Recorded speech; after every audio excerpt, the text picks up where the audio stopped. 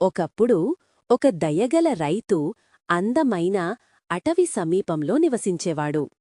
ప్రతి ఉదయం అతను తన పొలాలకు పనికి వెళ్లి పక్షుల గానాలు విని ఆనందించేవాడు.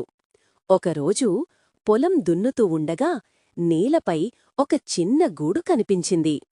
ఆ గూడు లోపల 3 చిన్న చిలుక గుడ్లు ఉన్నాయి. రైతు చుట్టూ చూశాడు, కాని ఎక్కడా ఆ చిలుక తల్లి కనిపించలేదు. అతను అనుకున్నాడు, ఇవి ఇక్కడే వదిలేస్తే పాములు లేదా కాకులు తినివేస్తాయి. అందుకే ఆ గూడు జాగ్రత్తగా తీసుకుని ఇంటికి వెళ్లాడు. ప్రతిరోజూ ఆ గూడును వేడిగా ఉండే ప్రదేశంలో పెట్టి జాగ్రత్తగా చూసుకునేవాడు. కొన్ని రోజుల తరువాత ఆ గుడ్లు పగిలి 3 ముద్దుగా ఉన్న చిన్ని చిలుక పిల్లలు బయటకు వచ్చాయి. రైతు ఎంతో ఆనందించాడు. ప్రతిరోజూ వాటికి పండ్లు, ధాన్యాలు తినిపించేవాడు. కాలం గడుస్తూ ఉండగా ఆ చిలుకలు బలంగా, రంగురంగులుగా పెరిగాయి.